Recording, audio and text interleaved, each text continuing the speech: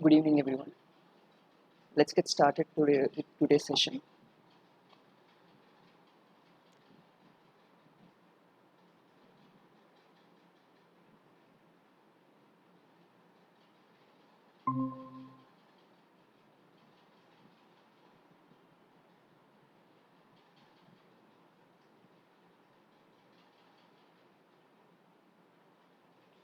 So we will start from where we left off in the last session. We were discussing about multi-objective optimization algorithms, and we found out, like we already discussed about the NSCA2 algorithm. The idea behind this particular approach is essentially to obtain all the solutions on the Pareto fringe. So if you recollect, in case of a single objective function, you will have several local optima and then you need to have a global optima. But when you have multiple objective functions, and if they are conflicting with each other in a way that if you try to minimize one function, the variables required to minimize one function will actually tend to increase the value of another objective function. Say suppose you have two parameters, like you need to reduce the cost and also increase the quality of your product. Then by essentially whatever parameters you try to change, that will end up in actually increasing the cost. If you want to have a higher quality material, you need to do more tests, and that will eventually increase your cost. If you tend to decrease your cost, then you need to look up for ways which actually do not decrease your quality. So you see a compromise between these two. These such kind of problems that we are trying to solve. And we kind of discussed over the last few weeks that all these set of problems can be broadly uh, solved using the two different set of approaches. One is based on the classical techniques and the second is based on evolutionary algorithms. So the main idea behind the classical methods is essentially to convert your multi-objective optimization problem to a single objective optimization problem and solve them. But in case of evolutionary algorithms, we have seen like we will use a population-based approach where we will develop several individuals and they can tend to evolve over time to obtain better solutions. So in with respect to evolutionary algorithms, we discussed the first strategy of NSGA2, wherein we told the algorithm is similar to the genetic algorithm, but the only difference is instead of using in a genetic algorithm, we have used for a single object optimization, we have used the objective function value for unconstrained functions. When you have constrained optimization problem, and in that particular case, we have discussed something called a penalty function, which we used to kind of assign the fitness to each of the individuals, so that when the selection algorithm works on that individuals, it will appropriately tend to go in a direction which minimizes the penalty value, so that you will eventually end up with a solution which has a lower penalty in the case which is kind of satisfying all the constraints and at the same time also having the minimum value for the objective function. Now extending the same idea for multi-object optimization, here the fitness is not just the objective value, the functional value of the objective function. It essentially includes some other information as well. One is the dominance and second is the concept of diversity. So we need to have solutions that are dominant and are diverse enough. So we quantified dominance by using a method called dominance depth method, where we discussed, if you were to recollect,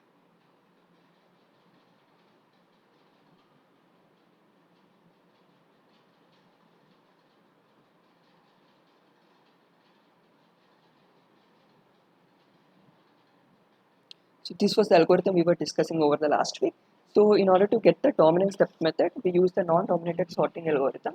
The idea here is when you have two given solutions, you kind of identify two different regions that you can see here. One belongs to this region. Say if you have a particular individual P, you classify individuals into two different domains, the yellow one and this other one. So the first domain is essentially contains a solution that are dominated by the Pth solution, and the second region, this particular region, have solutions which are actually dominating the point P. By using these two information, we kind of identify the rank of each and every individual within the population. And if the rank of a certain set of individuals is equals to 1 or 0, essentially, in that particular case, they all of them are non-dominated and they belong to the first one. The next step we do is essentially remove them from the population, and for the remaining population, we apply the same procedure again, and then obtain the set of individuals having rank 0, which will belong to the second front, and we keep on repeating it till we are left with no individuals.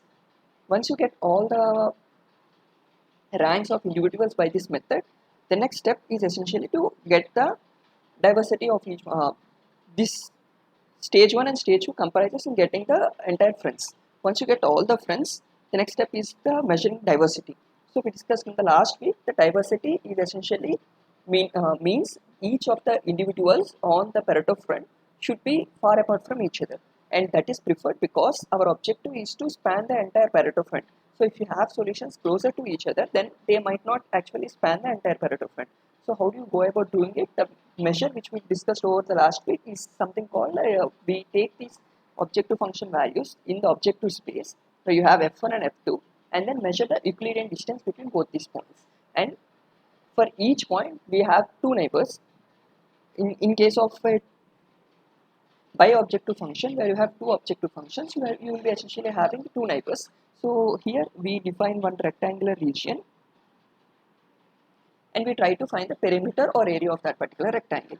The more the perimeter, it means the points are far apart from each other, which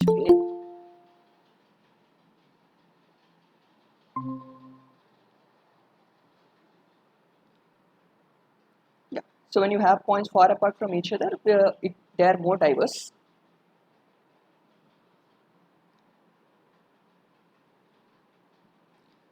So once you are done with the distance, crowded distance, diversity measure and the dominance, then we kind of do the same operations as before in a normal genetic algorithm. We perform the crossover mutation operators, and then finally they will go through the survivor operator to the next generation, and then the process repeats till you reach the maximum number of generations. Today we will be discussing about SPA2 algorithm. So this is a strength Pareto evolutionary algorithm. The main differences between NSEA and this lies in the way we are going to select the individuals. So they are essentially going to lie within the how you assign the fitness values and how you are going to use the survivor operator. So here the main difference is the first one, the fitness assignment is done using a fine-grained fitness assignment technique. And this assignment technique also makes use of another estimator called the density estimator. This density estimator will be kind of replacing the crowded density measure which we use for diversity in case of NSCA. And in addition to this, we have something called an archive. So in NSCA, we just have a population, but here in addition to the normal population, we have an archive population, and this archive will we will keep on updating the archive through the generations. And as and when we need to have, if certain individuals are more than the size of archival, then we need to kind of remove them, and that is what is done using this truncation operator. So we'll see the generalized algorithm, which is kind of more or less similar to our original approach. So the first step is essentially you have some inputs. Those are your n is your population size, n bar refers to your archival size, t is your maximum generation, and this little t over here is your counter for your generations. So as usual, we start with an initial set of population p of t. These are your parent individuals for at time t equal to 0, and initially you do not have any solutions in the archive, so you just initialize an empty set. Once you kind of generate the initial population, then you evaluate p of t. By evaluate, I mean you have the objective functions. You calculate the value of objective function for each and every individual, and once you obtain all this, then you copy them to a bar t. So at t equal to 0, a bar of t will be at t equal to 0, your a bar of t will be p of t.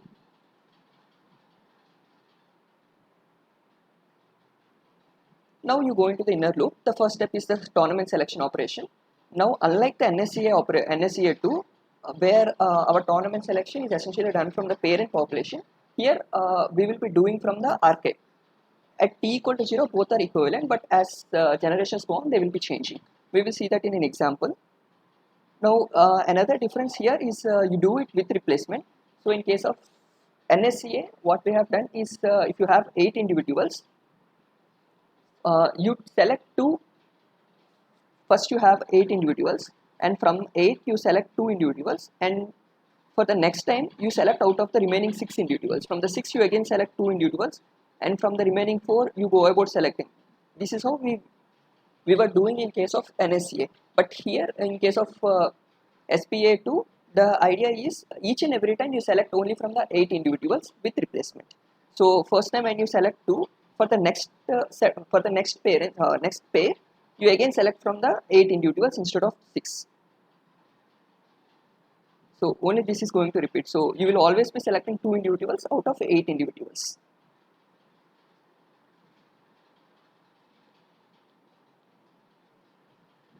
The variation operator is going to be similar to our RGA, which we discussed, real encoded genetic algorithm. So you have the same simulated binary crossover operator and the polynomial mutation operator. After you apply crossover and mutation operator, you update the value of your parent population to PT plus 1. Now you have two sets of population, your archive, which is your previous generation of your parents, and PT plus 1 is your offspring after applying the crossover and mutation operators. Now you combine both of them into one. Say this is your combined population, this CAT plus 1 is your combined population. In the combined population, you obtain the non-dominated solutions. So by non-dominated solutions, I mean all these solutions will be having rank equal to 0. But like in case of NSCA2, we have used dominance depth method to kind of get each and every front at various ranks. If you recollect,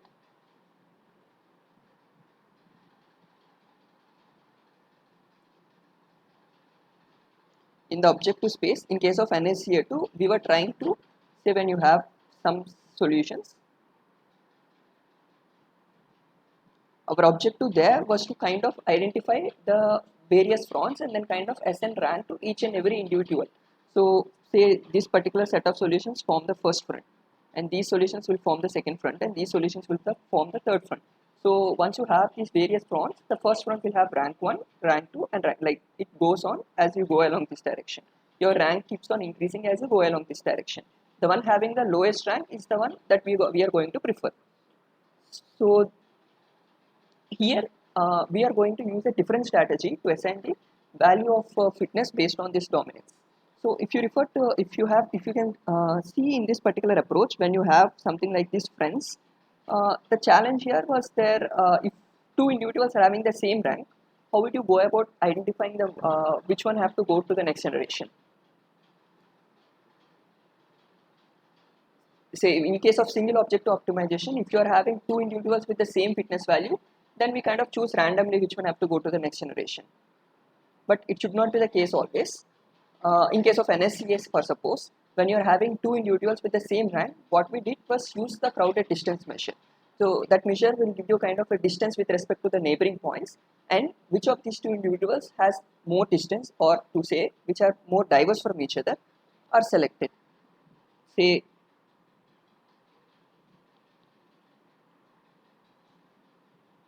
all your individuals are on the first front.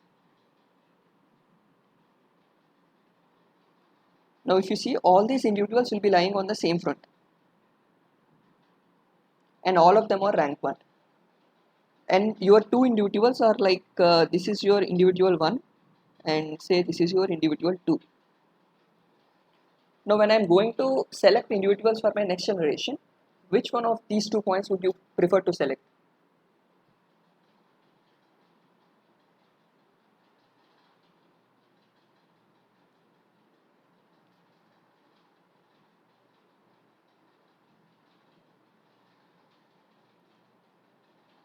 Anyone?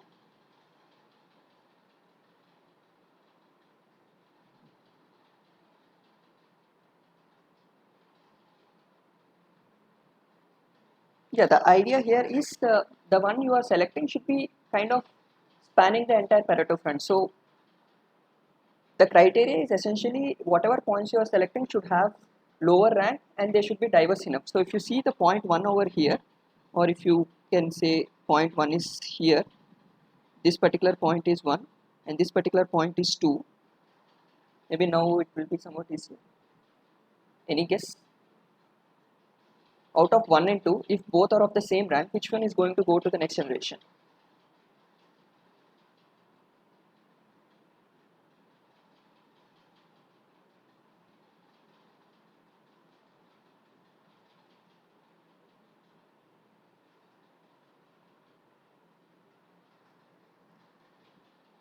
Yeah, if you recollect, you can kind of understand it from the diversity measure. So point 1 has only 2 neighbors and this is the particular rectangle it will kind of cover. When you compare it for point 2, that has a much larger rectangle, which means point 2 is kind of more diverse than point 1, and our idea is essentially to select the points having greater diversity. So we should be selecting point 2 instead of point 1. So this will be our selection for the next criteria. But this information has to somehow come into our fitness. In case of NSCA, we kind of implemented in using a if-else statement, where the first preference is given only to the rank. Only when the ranks are equal, we go about selecting individuals having diversity. In case of SPA2, we kind of employ a different approach, where your fitness combines the information of both the rank as well as the diversity into a single metric. We will see, and we call it the raw fitness value. We will see how to calculate that in an example. For now, just assume that if you have a metric like that, and using that metric, when you get the fitness values of each and every individual, the ones having the lowest value of that metric will be essentially forming your set of solutions which are on the first front of your like your, when you do it by a dominance depth method, they will be lying on your first front. And this NDS is essentially your number of non-dominated solutions. So out of all those solutions, whichever are having rank 1 will essentially form your non-dominated solutions. The idea here in SPA2 is to update your archive, and your archive size is fixed at n bar. And in the as any evolutionary technique, as you go across the generations, as your counter T increases, you need to add the solutions having the better fitness value, which means you need to have solutions that are non-dominated. That are only non-dominated solutions will form your Pareto front, so you need to add them. Now you have number of non-dominated solutions as n and ds, but your archival size is just n bar. So this kind of gives you 3 possible combinations.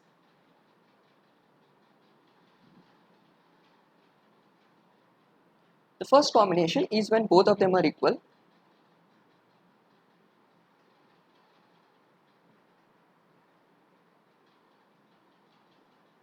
If both of them are equal to each other, that is this first particular case. If they are equal, then you can directly copy all the non-dominated solution to the archive. So that is not of much trouble. But now comes the second case. There could be other possibility where n and ds is actually less than n bar. So you essentially have an archive size which is greater than your number of non-dominated solutions. So you copy all the non-dominated solution and then you have an empty space. This n bar minus n and ds,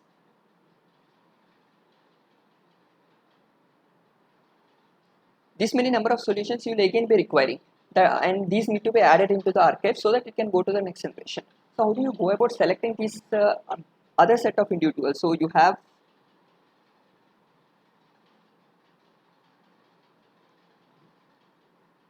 have an archive of size 4, but your number of non-dominated solutions is just 2. So you'll only be filling 2 individuals. The remaining 2 will be blank. So how do you go about filling the other 2?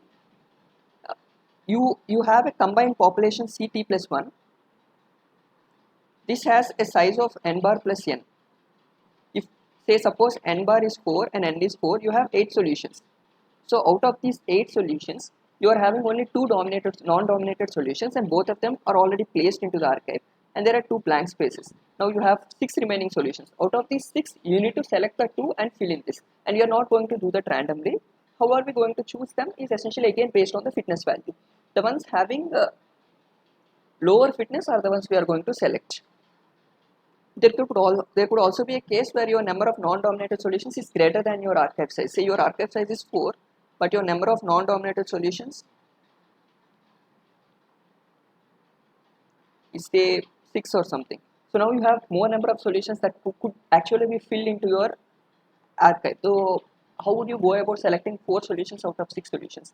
So when you have 6 non-dominated solutions, out of them you can only select 4. How do you know which 4 to select? The idea again lies there, because all of them being non-dominated solutions, they will be having the same rank. So when you have solutions that have the same rank, you should be looking for some measure like diversity. So you should pick those 4 solutions, which will ensure that you have maximum diversity within your population. How do we do it systematically? That we'll look through an example in today's session.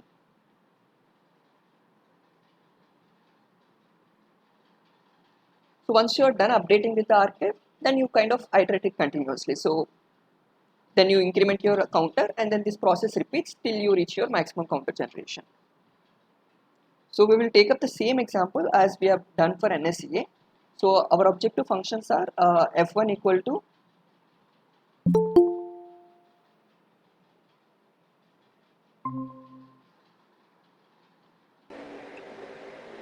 f1 equal to uh, can you mute yourself?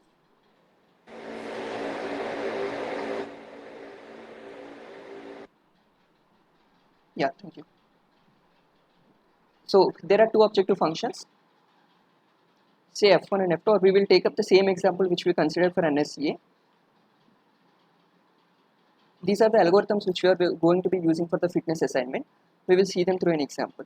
So you have two objective functions, f1 and f2,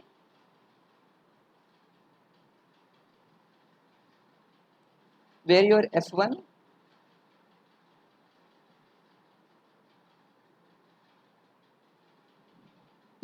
is minus x and f2 is x square plus y square.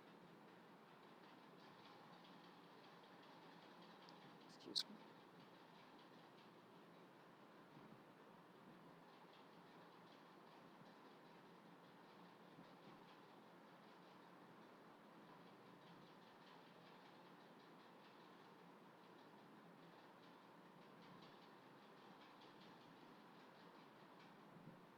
So the f1 is minus x and f2 is x square plus y square, and our objective is to minimize both f1 and f2. So if you were to construct a in the objective space,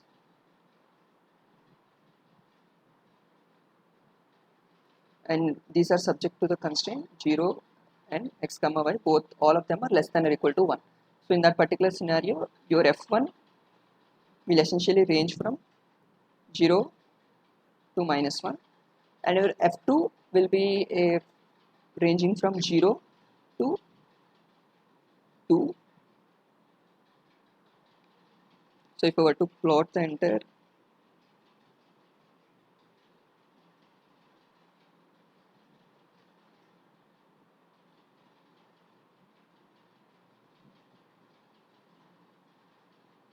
so this say this is f2 and this is f1, so this will be something like f2 equal to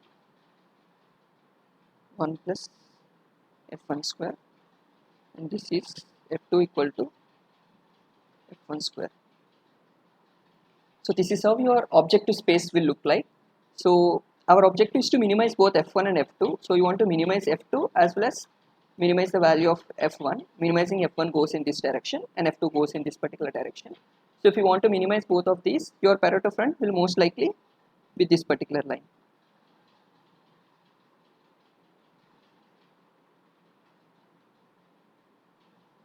This particular line.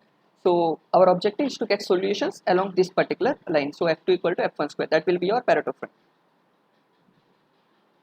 So as we have discussed in SPA2, the first step is to once you have the set of population, say this is my population. These are 8 individuals, and my x and y values are here.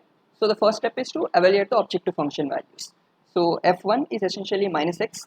So x is 0.651. So f1 will be minus of 0.651.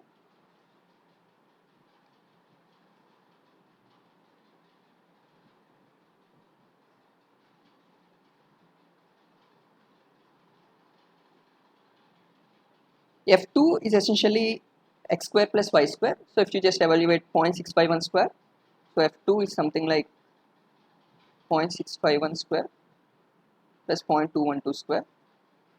So if I were to do it, I would just get a value of 0.469, and I kind of repeat it for all the individuals within the population. So I have 8 individuals. I have chosen n equal to 8. So for that particular combination, once I obtain the values of f1 and f2, the next step is to kind of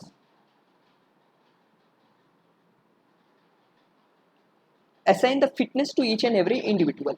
So I've just shown a plot here of all these solutions.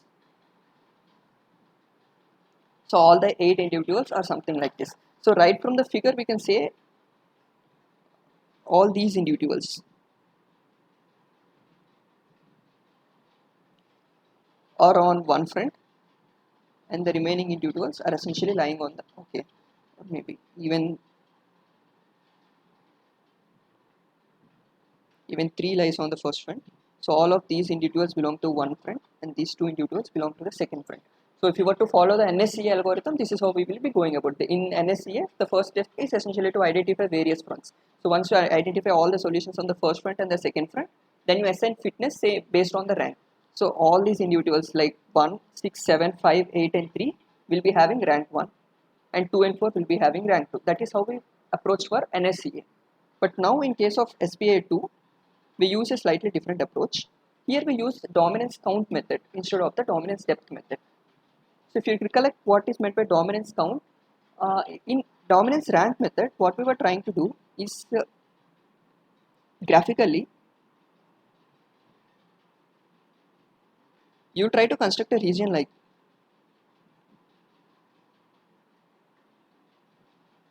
this and identify how many solutions are actually being dominated by the current solution. So if you have any solution here, then this particular solution actually dominates the individual 5. So the rank will actually give you a measure of this. So the rank tells you how many solutions, say suppose you have 2 solutions that are actually dominating our given solution. So I am calling our given solution as P. Then there are 2 solutions which actually dominate my Pth solution. So the rank will be 2 plus 1. That is how we went about defining the rank. But now when it comes to the dominance count method, we use a different way. So instead of, so now we will say how many solutions is P actually dominating. How many solutions are actually dominated by the Pth solution is what is called the dominance count. So that you obtain by drawing a rectangle and referring to this particular section. So if you refer to this section, this particular quadrant, you have the rank. And if you were to look into this particular, the other quadrant, the other side, the first quadrant, that will be your count method. So for SPA2, we will be using the count method. But if you only use the count method, that won't be sufficient. We will see why. There is a slight modification in addition to the count. So first we will do the count method and then we will see how we can improvise it to obtain a better fitness that we are calling the fine-grained fitness. So for each and every individual, let's do the dominance count. So dominance count essentially means, so what is this dominance count? This essentially gives you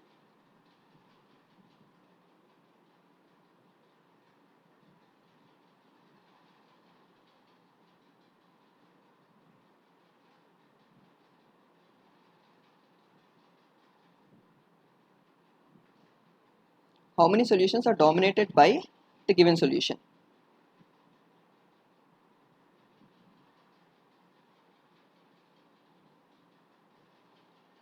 So let's understand it now. We'll do it one by one. So for the first individual, this one over here, how many solutions are actually being dominated by solution 1? How do we know that? We have seen previously one approach for this works only for the bi-objective function. First we will solve for a bi-objective function, then we will kind of see a generalized approach how to go about doing that. In this example, we will look for a bi-objective function and then we will see an algorithm which will kind of give you a general way to go about for any object, like for a multi-dimensional, multi-objective problem. So here in a graphical way, first step is to construct a rectangle in that direction. Your objective is minimize. Since your objective is essentially to minimize both f1 and f2, you go in the opposite direction, you construct a rectangle like this and look up in the first quadrant. How many solutions are there in this quadrant will give you the dominance count. And that is what we are going to be using in our fitness function. So for the first solution, you have only one individual in that quadrant 4. So 4 is, so there is only one individual, so that will come in our S. So I am calling this particular SI to represent my dominance count. Let me just write down here. It has only one individual, so this value is 1, and I'm just keeping note of what exactly is the individual. So my fourth individual is actually being dominated by the first individual.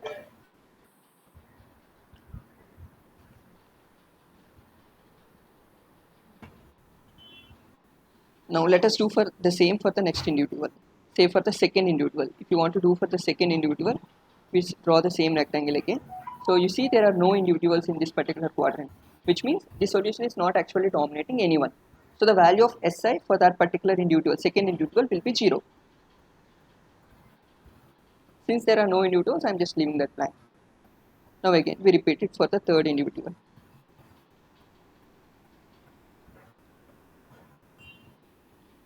It's the same for the third individual as well. If you see in that quadrant, there are no individuals which are dominated by 3. So for 3 also, the value of Si will be 0.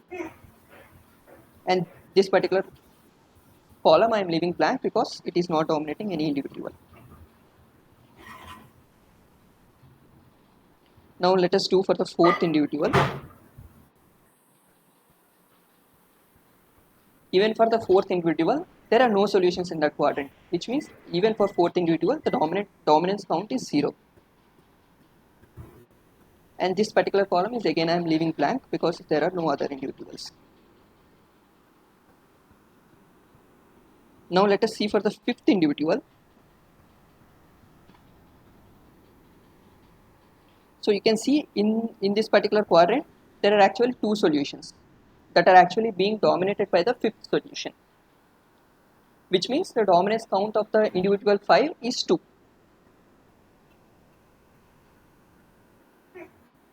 And what are the individuals that are being dominated by it? 2 and 4. So I'm just keeping a note of them. 2 and 4 are actually being dominated by the fifth individual.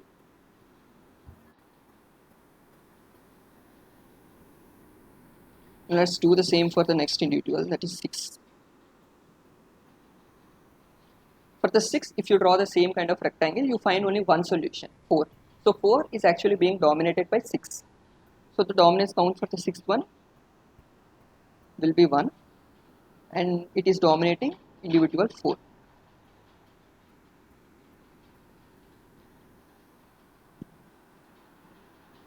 Now for the seventh individual, if I were to draw the same rectangle, there are no individuals in that section, which means the Excuse me? Yeah. This 4 is dominated by many solutions. 4 is dominated by? Many. Yes. Yeah, 6, 4 is 1, dominated 5. by many solutions, yes. So R will be?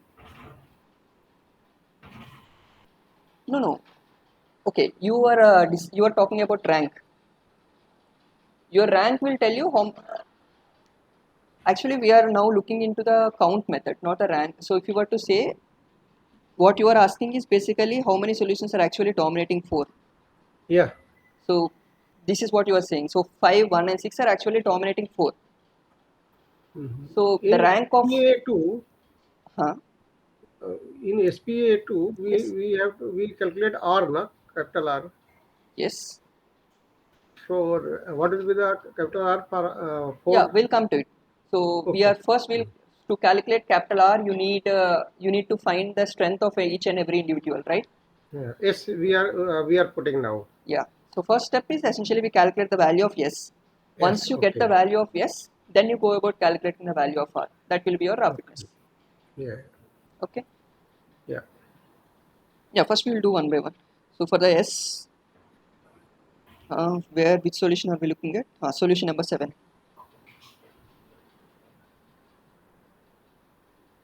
Yeah. For solution 7, there is actually no individual that is being dominated by that. So for that, the strength will essentially be 0, and this will be remain blank. Now again for the 8th solution.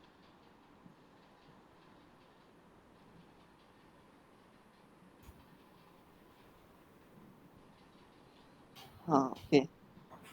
For the 8th solution, again you have only one individual. The second individual, like 2, is actually being dominated by 8.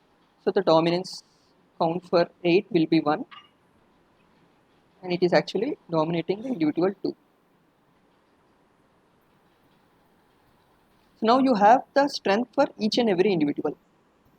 The next step is to kind of assign the fitness value. So in SPA2, the idea is you just don't use the dominance count, but in addition to dominance count, you kind of assign a strength to each and every individual. So now you have whatever is the dominant count gives you the strength of individuals. Now when assigning a fitness to the individual, what you say is for each and every individual, you count, you see how many, say for suppose for the individual 4, which he was referring to previously,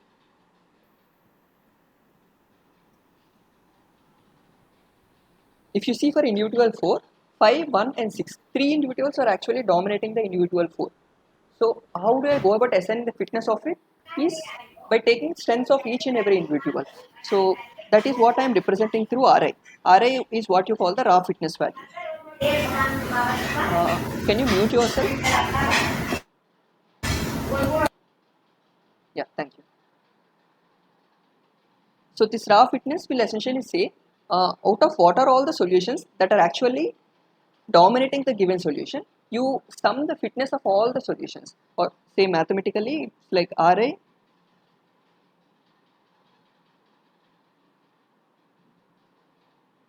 will be a summation of strength of all individuals which are actually dominating the given individual, which means this is J is dominating the ith individual, where I is the fitness that you want to calculate. So in case here we will go one by one, we will go from maybe solution 1 and then gradually to all the solutions. So for solution 1, if you see, there are no other individuals that actually dominate solution 1. So its fitness will essentially be 0. Since there are no dominating solutions, its fitness will be 0. Now say we were to look at solution 2.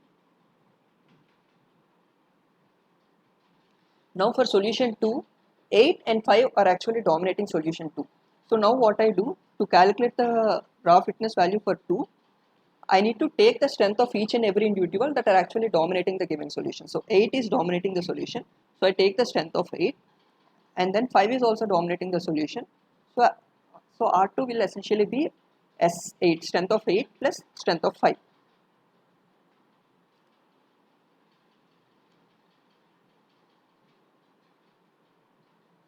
If you see, the strength of 8th solution is 1 and strength of 5th solution is 2. So the fitness value for the second individual is sum of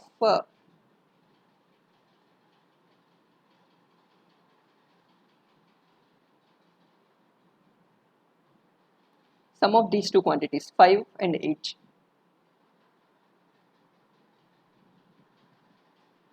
So that will be a value of 3. Now let's do for the another individual.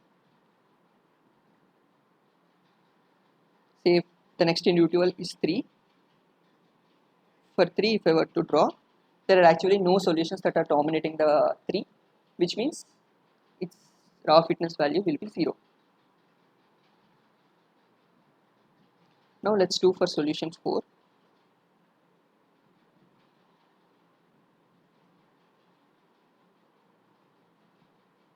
So for solution 4, we have 3 individuals that are dominating it. So R4 will be a summation of S5 plus S1 plus S6.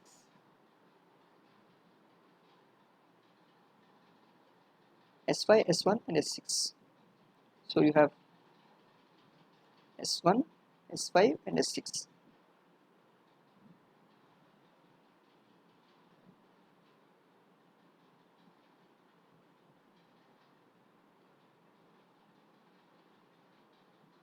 So the sum of all of this S1, S5 and S6 will give you the value of R4. So 2 plus 1 plus 1 is equal to 4. That is the raw fitness for 4th individual. Now we will do it for the next individual. For the 5th individual, again you don't have any solutions that are dominating 5. So its raw fitness value will be 0.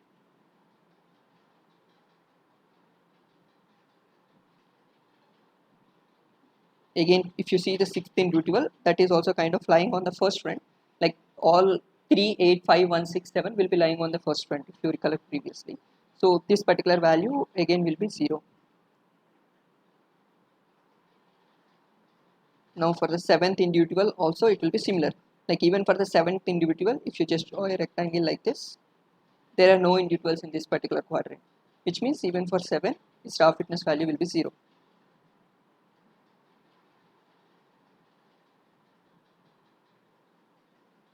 Now for individual 8 also it remains the same. There are actually no solutions that are dominating 8.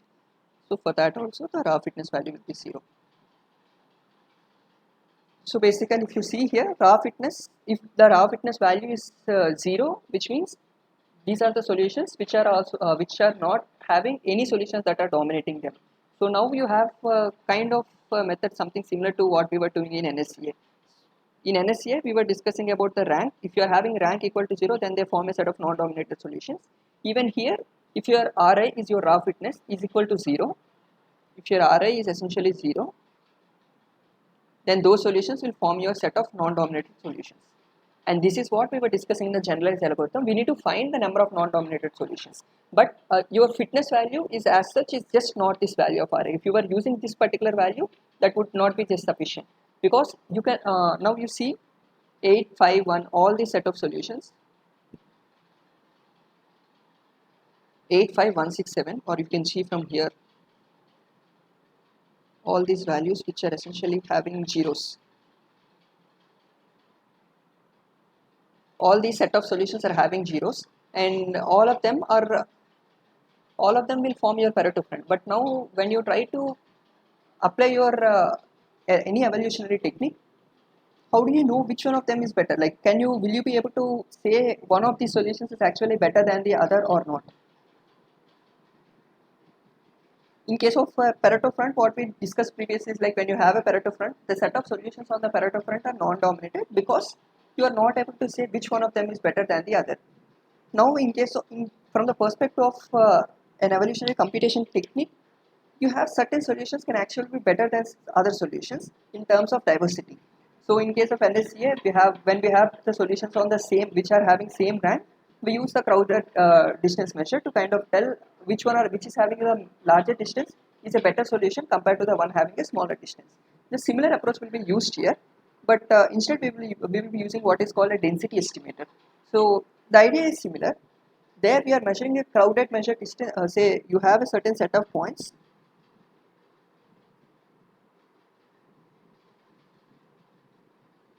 that are lying on the same front.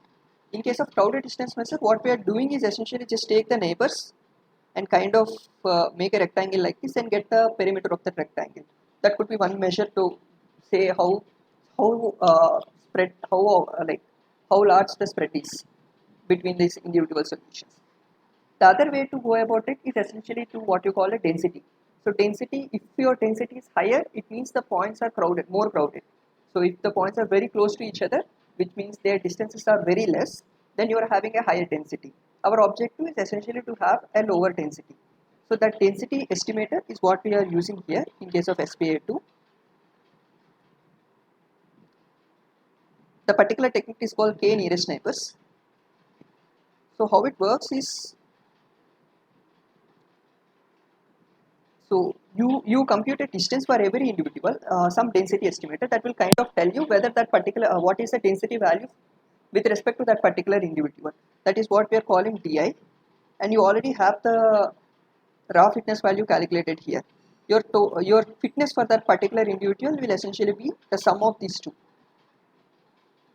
So now we will see how actually you compute the DI value. So for these 8 individuals here, you have these 8 solutions. The first step is to compute the distance, Euclidean distance between each of these points with respect to all the possible pairs. What I mean by that is now you have 8 individuals. I'm just writing all of them row as well as column wise. Each and every column is basically the distance between the, say in this particular case, all of these values are say I and all of these values are j. My first step is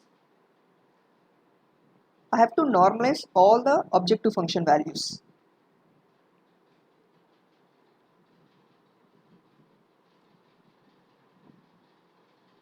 So let's just take the normalized values.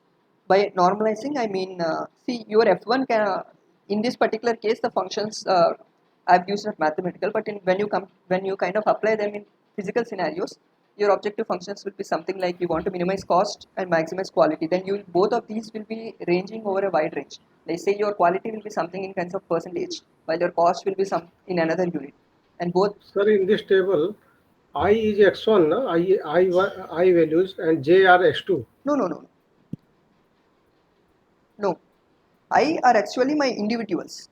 Like all these 8 individuals are here, right? No, that is individual. Suppose if I see I1 and J1 I1 and for J1. yeah, what it shows? This is basically the distance between I and J in objective space. Okay, Okay. I1 and J2 0.836. So basically, if you see 1 and 1, both are same points, so the distance is 0.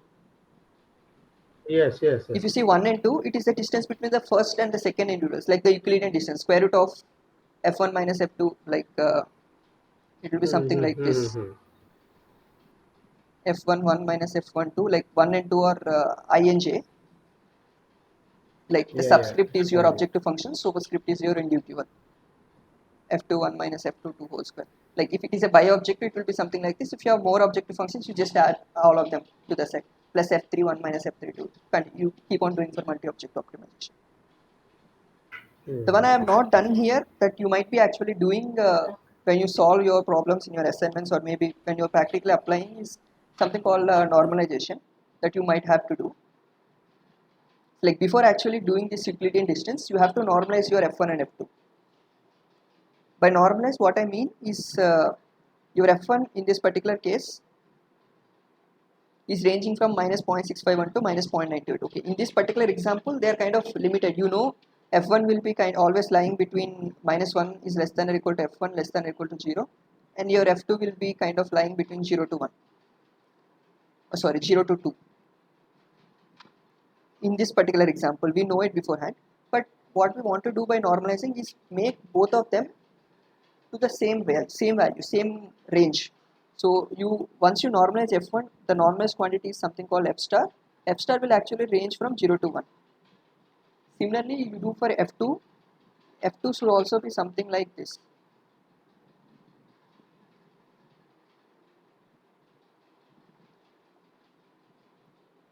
So if you do something like this, then you can rest assured like both your in your objective space will lie between 0 comma 1. So in that all the distances will be normalized. It can also serve in different ways. Say suppose you have the one we are discussing is you have cost and quality. Your quality will be measured in some value of percentage or some kind of, that is how you usually measure your quality. But when it comes to cost, you measure in maybe rupees or something. So you just cannot calculate distance between these two quantities. So what you do is you normalize your cost with respect to some on some basis, and then you normalize your quality on some basis, and then you measure the distance in that normalized quantities. The one easy way to kind of do normalization is the min-max normalization. So how you do that is like basically f1 star f1 minus f1 min, whatever is the minimum value that you can get, divided by f1 max minus f1 min. This could be one way of normalizing. There could be other ways depending on, like it depends on your problem. If you are looking at some of the problems in heat transfer, and you might be coming across this various non-dimensional numbers we will be discussing about, then you will be seeing various kinds of normalizations we will be doing there. So this is something similar to that. Once you normalize, then you calculate the distances. I have not done the normalization here because I'm just kind of giving you examples to work with numbers. But or maybe we will do the normalization also here. That wouldn't matter. Maybe we'll do the normalization here. So how will you go about doing normalization?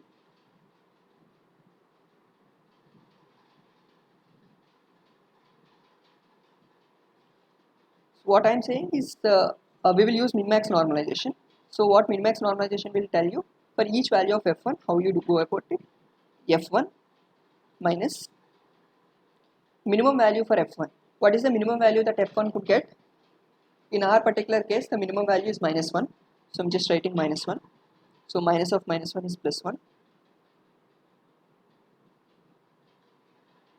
divided by maximum value of f1 minus minimum value of f1. So the maximum f1 can take is 0, and the minimum f1 can take is minus 1. So this particular quantity will essentially be 1.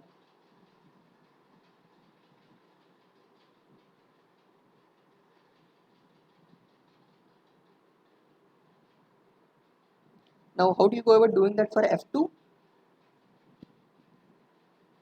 It's the same approach. You take the actual value of f2 minus minimum value of f2 is 0 divided by maximum value of f2 is 2. F2 can take a maximum value of 2 and the minimum value will be 0.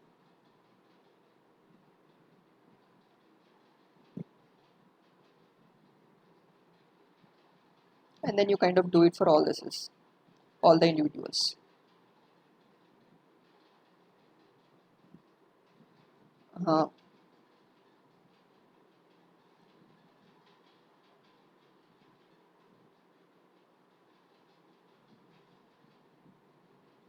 I've just kind of replaced here. These are not f1 and f2. These are essentially your f1 star. Like these are the normalized values, f1 star and f2 star. Once I get the normalized values, the next step is essentially to calculate the distance between each and every possible pair. So here I is your first individual. So 1 1 d11 is essentially distance between the first and the first individual. That will be 0. So like all the diagonal elements will be 0. So you don't have to worry about them. Like d11, 2, 2, 3, 3, all of them will be 0. The next step is d12. You calculate the Euclidean distance between 1 and 2. So these two individuals point, so that will be something like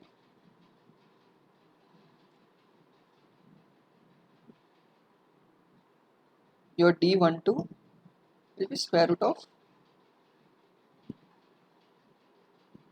349 minus 268 square plus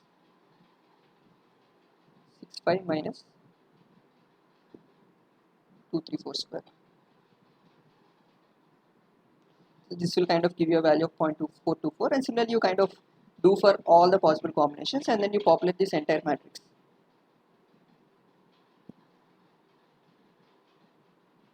So once you get all the DIs, the next step is to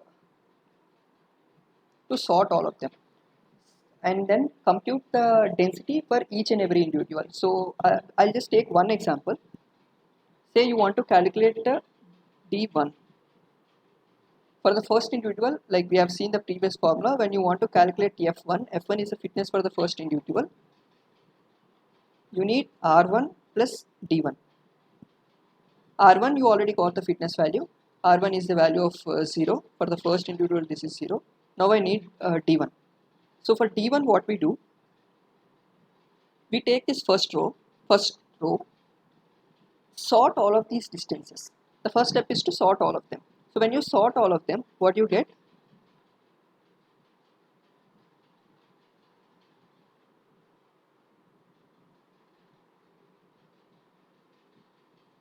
So let me just sort them here.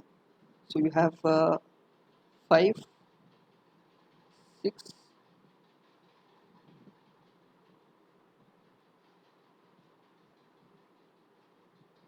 I'm just leaving the 0 value here. Like if you were to write 0 also, then 1 will come up first. 1, 5, followed by 6, followed by 8, followed by 2, followed by 4, and then comes 7, and finally 3. So this is how our solutions will be. So now what we do, once you sort all the solutions, the next step is you identify something called a sigma k, sigma ki. In our case, this is sigma k1. So what this is essentially says is, when you sort all of them, you just take a kth individual and measure the distance of the kth individual with respect to the first individual. So all these distances are from the first for the first individual. So that is what the superscript says. The next step is to select the value of k.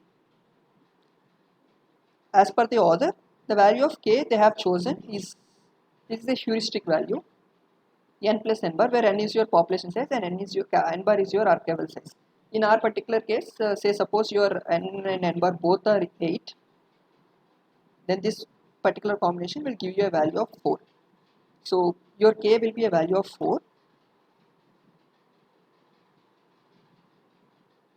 I'm leaving this particular value. I'm leaving this 0 distance. I'm not counting that while I'm doing this, because essentially when you have a population size of 8, when you calculate this value of Dij, so these are all your Dijs, there will always be a 0 in that. So I'm just leaving that 0 and speaking about the remaining solutions. In the set of remaining solutions, you select the fourth individual. So the fourth individual is this particular value.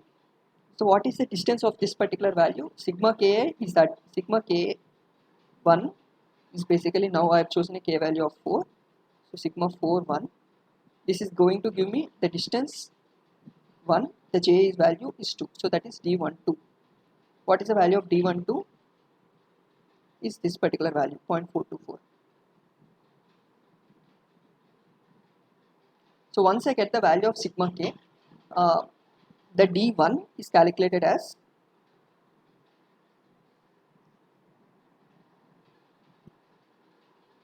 one by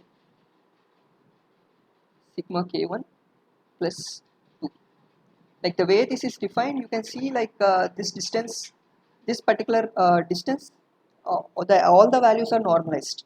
So your sigma K, the maximum value the sigma K can take is, this sigma K will always be ranging between 0 and 1. You can't be having a value greater than 1 because all your objective functions are normalized to 0 to 1. So a distance between any of these points will actually be less than 1.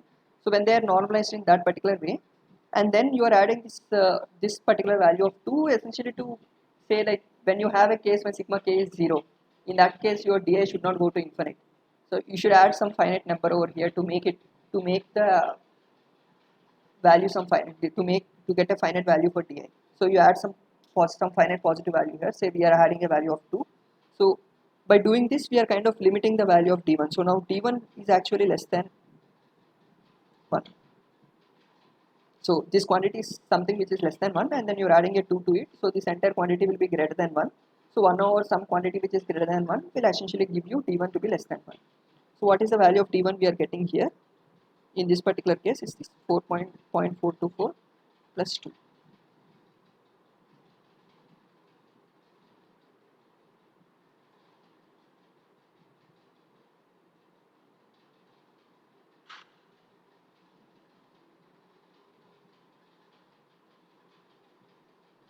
One over D12 plus 2. So that is the value of 0.413. Now let us do that for the second case also.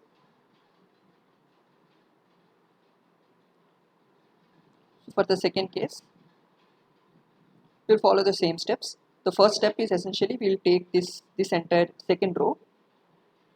To calculate D2 value, we need to sort them.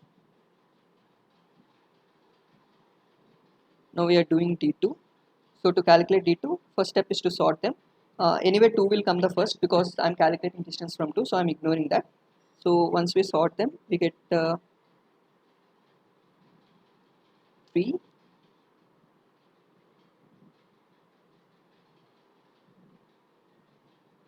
So maybe you can also come up with it. Maybe I'll give you some time. Will you be able to do and tell me the value of D2? What will be the value of D2?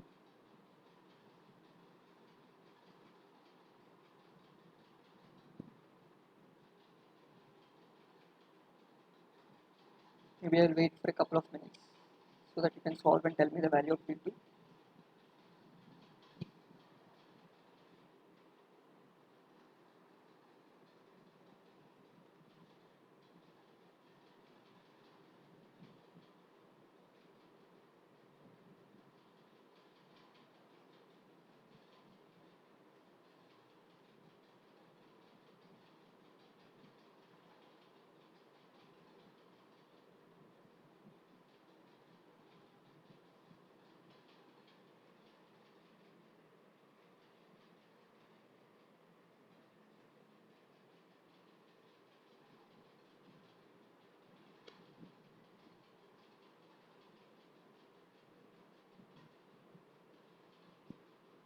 Anyone?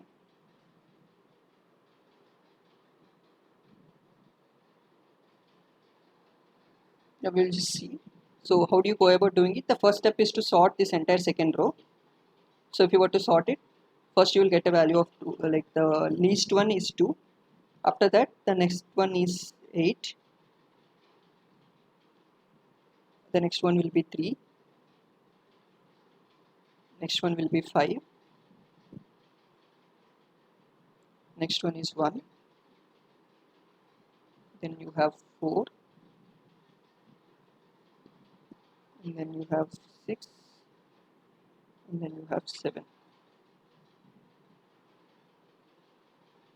Once you sort all of them, the next step is to essentially obtain the value of sigma k. So you need the kth individual. K value is 4.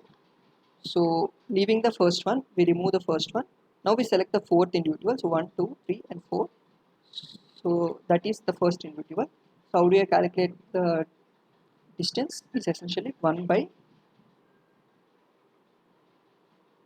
sigma k is actually the first individual plus 2.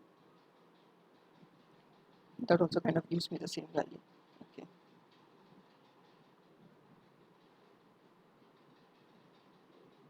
Maybe we'll do it for another one till you come till you feel comfortable with it. So maybe we'll do for D3. Can you try for D3, or is it clear? You want me to do for Please, another one, or is it clear? sir, for solution with respect to 3, solution 3, Mhm. why D33 is not considered for sorting? No, no. That is 0. D33 is essentially 0. D with DII is essentially 0. There is no point in computing distance with So respect to that will itself. not be. That will not be considered. Like that is, Okay. you don't need have to measure it, right? That doesn't add any Mm-hmm. value. So the idea is that this measure will go into your whatever algorithm you are using, and that is essentially going to select the solutions to the next generation, right? So Okay. whatever the fitness measurement you are doing should convey some information to the algorithm so that it will select better individuals. By essentially comparing one with the same solution, you are not adding any information. Mm. So maybe we'll do for D3 also once. Maybe you will be better, more comfortable with it once. So for D3 again, the first one will be 3, that will be 0. Then like you are sorting in ascending order. The next one will be 8. Next one will be 2.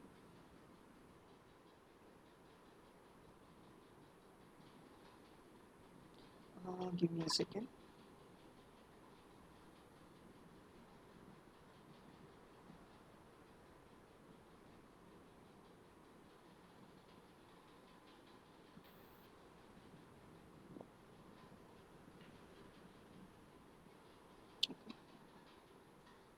2. This for k values, For k value, if it is a comes in not a even number, suppose 3.3 k something has like to be an that, integer. then You what just will be the round it k off. value? K has to be an integer. So You it will round be off it to 3. the nearest integer. Okay, nearest 3 integer. Okay, Yeah, it has to be an integer. If you're fine with it, yeah, then we'll just go to the next step. Or let us do for yes. D3 also. Maybe we'll do for D3 once. So 3, 8, 2. After 2, you have 5. Then you have 1. So I'm just stopping with 1 because like we will be needing only this particular one. So I'm just stopping here. Like you can actually sort till the end, but you need the fourth one. So I just want to find the fourth individual. So once you get the value of that, you just need to calculate the distance. So the distance is essentially again 1 divided by, sorry,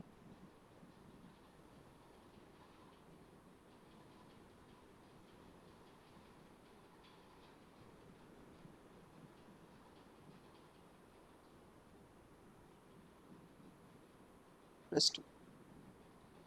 That gave some value. Now again, if you want to do it for the fourth individual,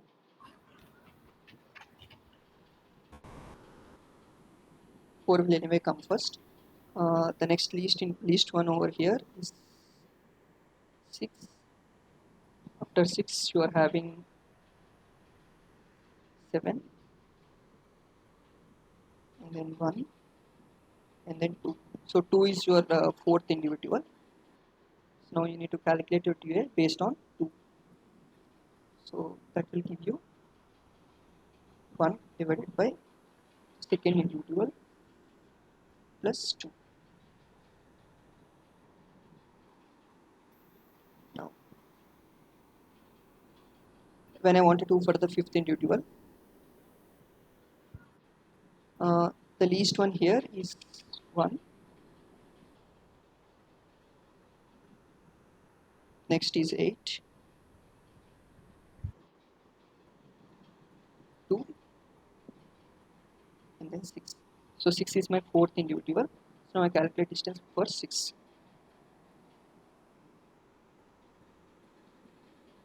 1 divided by 6 individual plus 2. Now for What are these values, sir? this is your DI, This for density. fifth row, they are DI values. Huh? Yeah, for the fifth row. Yeah, for the fifth row, if you were to sort Yeah, them, 1 to 8. sorry, I didn't get you. Can you just repeat once? You were asking. Yeah, this fifth row, Hmm. 0.166, 0.301, 0.432. Yeah, they're essentially the distance of the These are, fifth individual with respect to 1, 2, 3, 4, yeah, all with the respect individuals. to 1, 2, 3, all other with respect to individuals. 1 to, okay. So you measure Okay, this okay. for the fifth individual for the fifth objective function. So if you see this one, so that is the distance between the fifth Mm-hmm. fitness and the first fitness. Similarly, this Yeah. will be fifth and the second one, fifth and the third, fifth and fourth. Fifth and fifth will anyway 0, fifth and sixth, fifth and seventh, fifth and eighth. Yes. That's how you get this entire row. After sorting and selecting the fourth element, you got a value of di. Now again same for the sixth one. So for the sixth one, when you are sorting, the minimum will be 1, the third 5, 7, and 2. So the fourth individual is 2. So I calculate distance based on 2. That will give me 1 divided by second individual plus 2. Similarly, for the seventh one,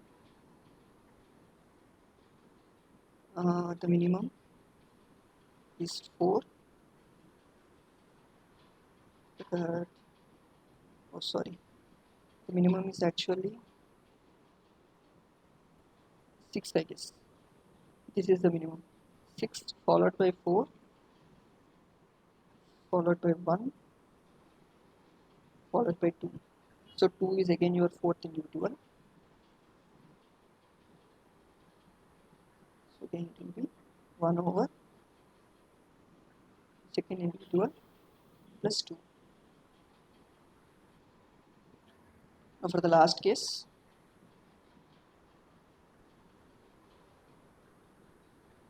again if you were to sort, the minimum is 3 followed by 2 followed by 5 followed by 1. So the fourth one is 1.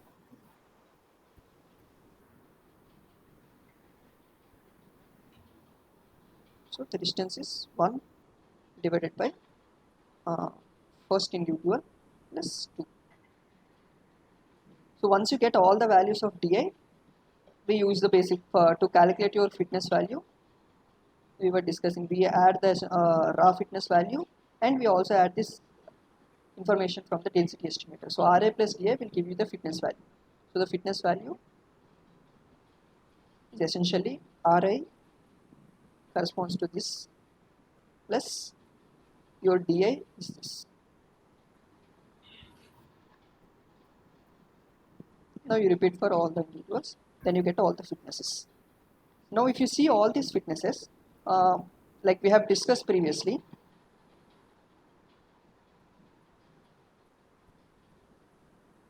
when you have an equation like this, di, as we have seen previously, will always be less than 1. The way we defined it, it will always be less than 1. So when you are having non-dominated solutions, Ri will be 0. Because non-dominated solutions will all of them have rank equal to 0.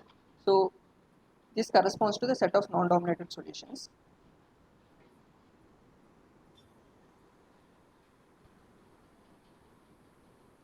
So what is the fitness value for the individuals which are non-dominated? So for all the non-dominated solutions, your fitness will actually be less than 1. Since Ri is essentially 0 and your Di is less than 1, so fitness value will be less than 1. So you can see in these particular values.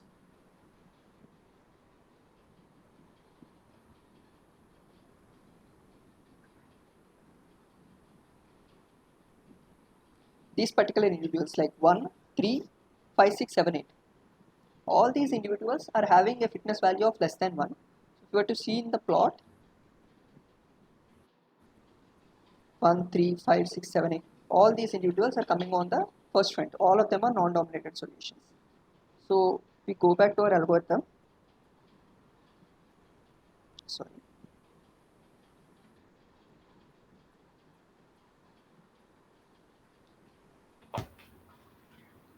So now we are at this particular stage where we kind of evaluate the fitness for all the individuals. So you do the binary tournament selection. So if you remember, how are we going to do binary tournament selection? So you just pick two individuals and then you compare their fitness values, and whichever is the less individual, whichever has the less fitness, that is the offspring out of that particular population, parent population. So now you know how to calculate the fitness values. We will use those fitness values to say we will do it for two solutions here.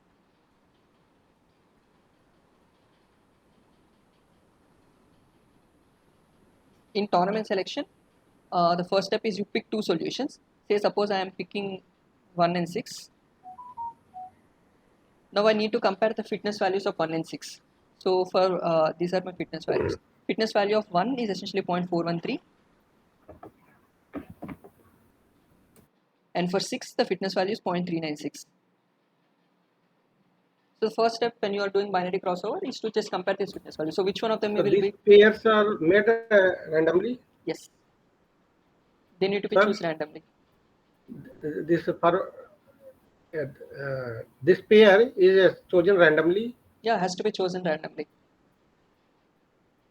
So So the this only random difference generate. between, yeah, so the difference between the way we select here and the previous case was, in previous case we were doing it without replacement. If you recollect, in tournament selection we were doing without replacement. So when you have 8 solutions, you generate a like, so you shuffle all the 8 numbers. There are two approaches. If you see how do you actually implement it when you are implementing in some code or something is, in the previous case you have an n population. The first way would be to, you have an array of your indices 1 to all your n. When we were implementing it for RGA, what we did was to randomly shuffle this. Then you will have all these individuals in some way, some random way. You might not get 3 here, you might get some other number, so maybe 8 or something. And out of this you pick 2 at a time. So in case of your tournament selection,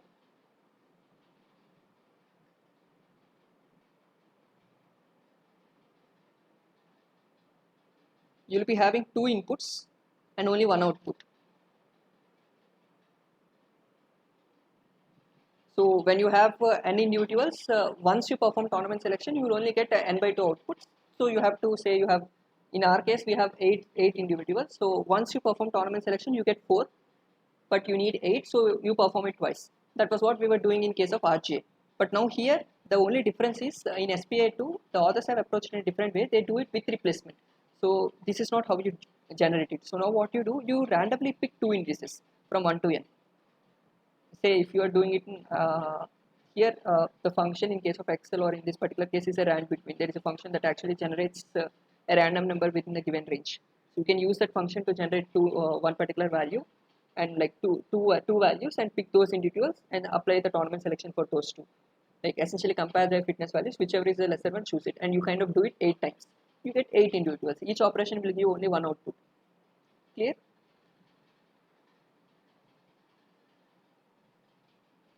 Say if I do that here, maybe we'll do,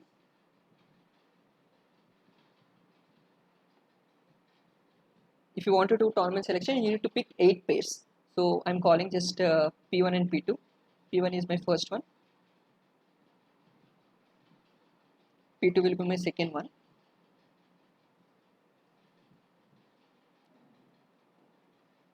The lower is 1 and my upper is a value of 8. Like I have 8 individuals. So that gives me some number between 1 and 8. So what I do, I need to generate 8 of them. Okay, maybe I need to generate one more.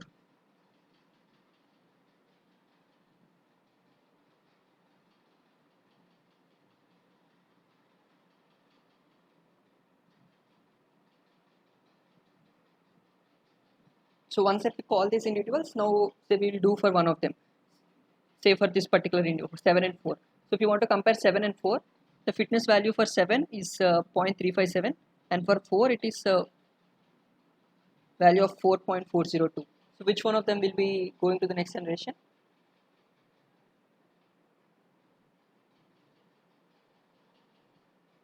Higher one or the lower one?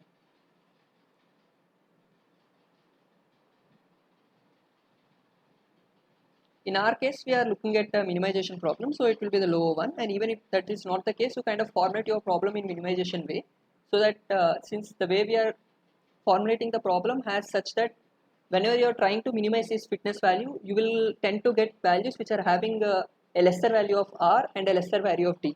So if you see our original formula Fi equal to Ra plus Di, what we want is a set of solutions which are having lower rank, which are non-dominated. So we need to reduce the value of Ra. So now this Di is essentially 1 by sigma Ki plus 2. The sigma K is your distance. If sigma K is higher, then your diversity is higher. So if sigma K is increasing, that will essentially decrease your value of Di. So if our objective is to decrease the value of Fi, that will naturally decrease Di. So by decreasing Di, you are also ensuring that your diversity will be So this sufficiently high. is sigma ik, na? Sorry? Hello. Yeah. Here sigma ik, I think K will be at the superscript. Okay, you can use any, like the And way we I have have to take started. kth value. Yeah, you have to take the kth value for the ith individual. Okay, you can follow that notation as well. Like Okay, previously, I've okay. used the other notation. Okay. Notation only, yes. Yeah, it's notation. So you are saying ith individual and k is your selection. Yeah, you could write it that way. But previously, when I was explaining, I Yeah, used yeah. a different one. Yeah, fine. That's you understood that, right? Sir, in RGA also we are selecting NP randomly. Uh, Sorry.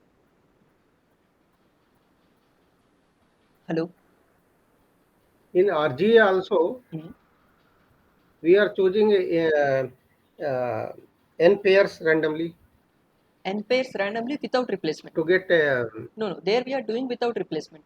What is the meaning of replacement? Yeah, what is Replacement the is meaning of replacement? if you want to select individuals, say suppose from 1 to 8, say you have 4 individuals, you need to Yeah, select 2 randomly. In RGA, what we were doing, say yeah. first you selected 2 and 1, the next you don't have an option, you have to choose Mhm. 3 and 4. That is how we are doing in RGA. Yes. But in the present case, with replacement, what I meant is like for the first pair, if it is 2 and 1, the second pair can be 2 and 3. This is possible, which is not possible in RGA. Okay. Here, so that is Mhm. why the approach In there would RGA, be. suppose, sir, in RGA, Hmm, can we choose 1 4 and 1 3? you will not be getting right. Once you have chosen 1 and 4, the next set of pairs should only contain 2 and Huh. 3 because 1 is already taken. Like there it is without replacement. You do not replace the number back to select it again. Okay. Then The, we cannot get 8 numbers. no, we apply the We tournament will selection get only twice, right? 4.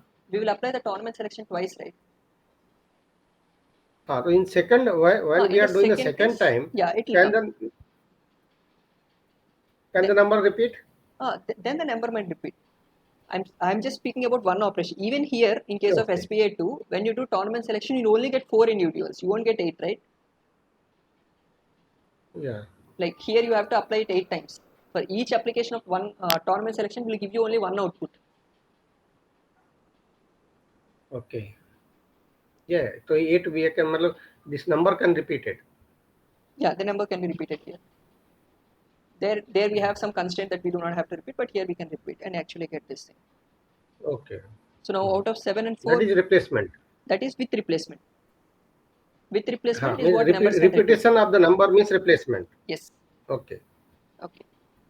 So where were we? Yeah, so we were discussing about when we are comparing 7 and 4. 7 has a lower fitness value, so 7 will go to the next generation. Even the next case 7 will go. If you want to compare 7 and 5, 7 has a lower value. 6 and 6 you don't actually have to compare any one of them. 7 and 2, 2 has a higher value. 3 and 8, 3 and 8.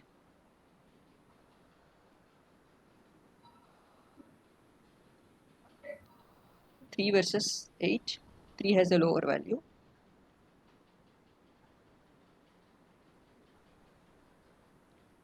2 and 8. We are comparing with respect to Fitness. Fi. Fi, yes.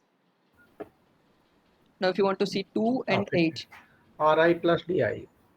Ri plus Ti, yes, only the fitness. So if you minimize Fi, you will naturally tend to minimize both Ri and Di. And that is what we want. So this is similar to what we were doing in case of RGA also. Like the tournament selection operation is similar. Only the replacement, only difference is here we are kind of when we are selecting the random pace, we do it with replacement. There we do not do it. There we do it without replacement. That's the only difference. Remaining everything is going to be similar.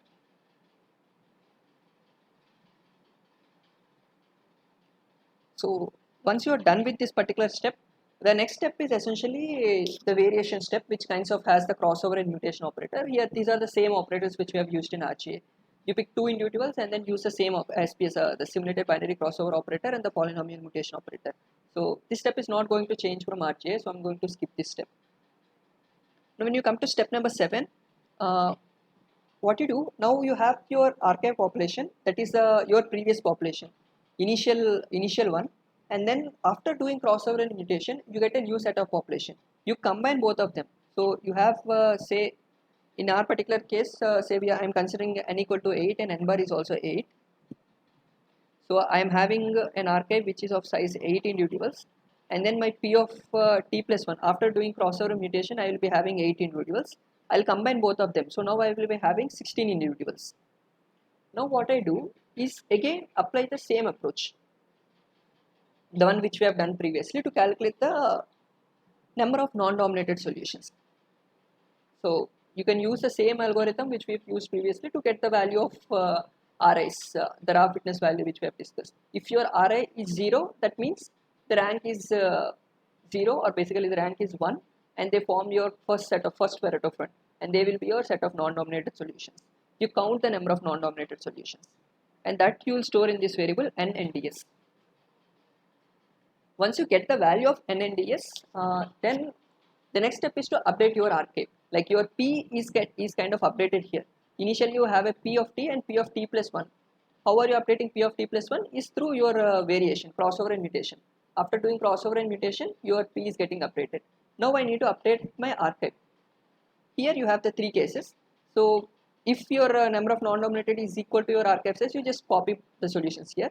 But if in case your number of non-dominated solutions is less than n bar, what you do, you just copy all the non-dominated solutions to archive. Then whatever is left over, you fill them with the ones having lower fitness value. We calculated the value of fitness for all the individuals. Like we have all the fitness values for A of t. Similarly, we use the same approach to obtain the values for pt plus 1. Now in the end, all the individuals in C of t plus 1 will have certain values of fi.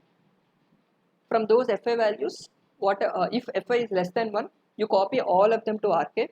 Out of the remaining solutions, you just select the ones which are having a lower value of fi. Once you are done with this, could be one way, and there is another possibility where your non-dominated solutions is greater than n bar. So that is essentially means you have archival size which is 8, but out of 16 solutions, like ct plus 1 has 16 solutions, right? But your archive size is only 8. Out of 16, you can have 10 non-dominated solutions. If the value of n and ds is say 10, in that particular case you essentially have 10 solutions, but you need only 8 of them to be in the archive. So you need to eliminate 2 solutions. how do we eliminate, like how do we know which of these out of 10 solutions which two should we eliminate? The logic is again in this, is in the same approach we discussed here. So it will be similar approach. So instead of here we have 8 solutions, right? Now when you have 10 solutions, you kind of increase this number here. So you add the 2 more solutions here.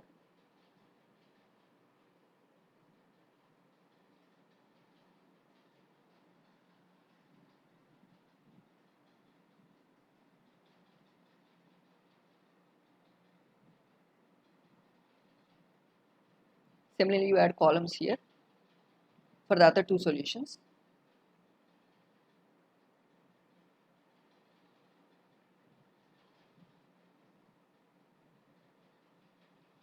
So here will be your the other 2 solutions, say 9 and 10.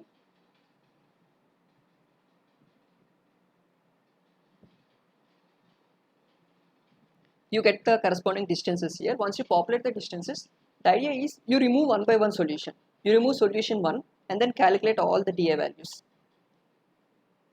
Then you will get a value with respect to that, like say for this, when you have done for all the 10 solutions, you will get all these distances. You sort them and then you will get a value of dA.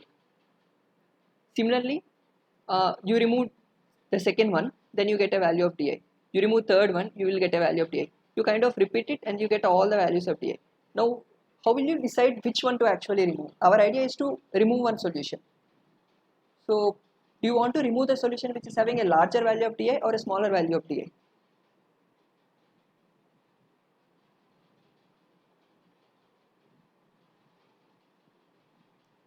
So, as we were discussing, like if your dA is larger, Ah, yeah, if it is larger, then the 5 will be less, so that we will take. So if DI should be larger, that will be removed.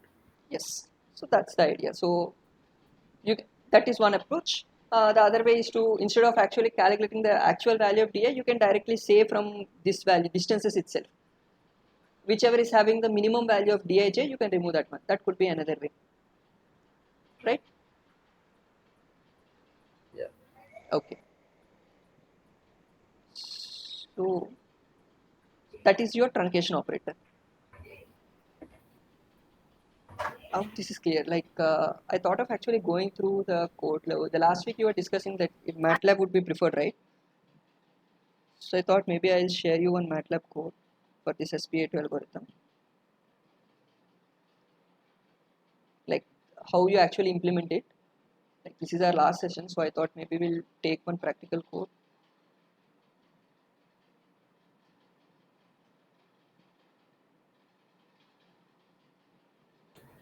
Can you share, sir, this code? Yeah, I'll share. I'll go through once and then maybe I'll share this code with you also. Were you able to access the previous week's Okay. code? No, I could not get the Python one.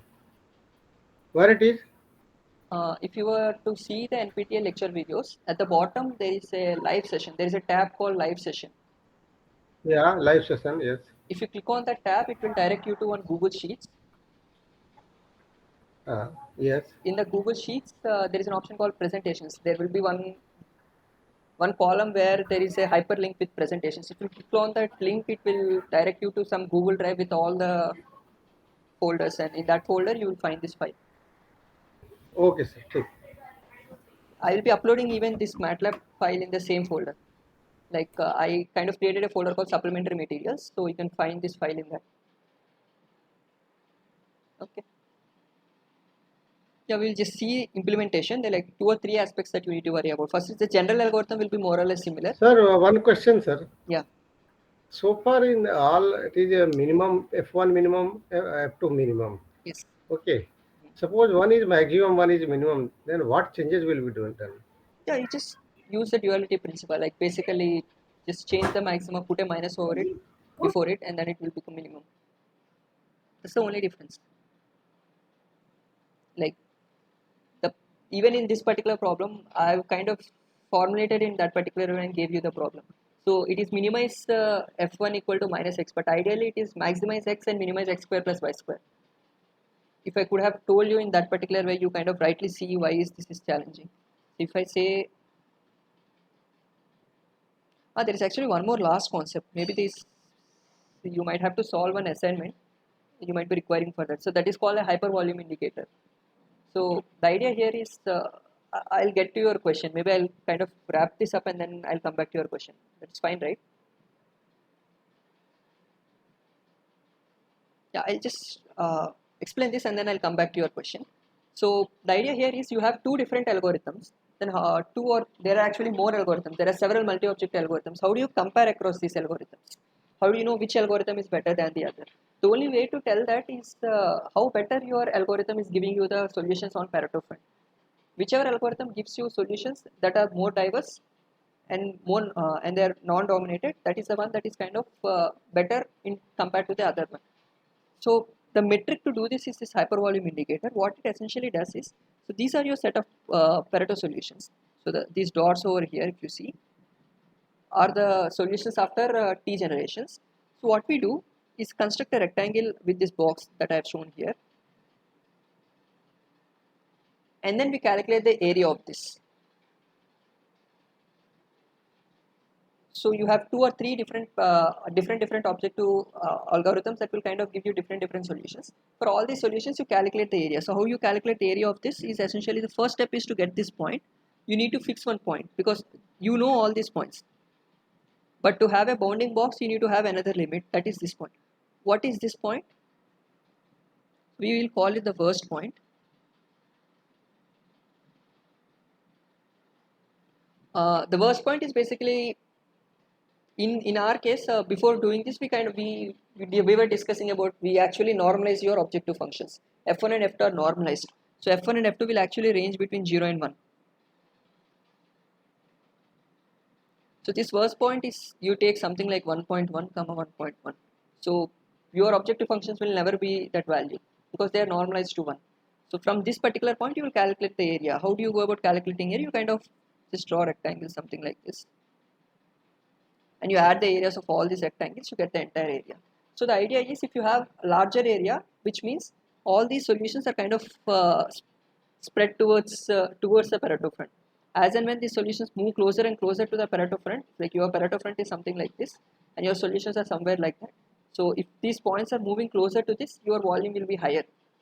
So if you have two different algorithms, say you perform this for NSGA and as well as for SPA, the one which is having higher value of hypervolume will be the one that you need, that is better. That's the main idea behind this particular approach. So coming back to the question you were asking,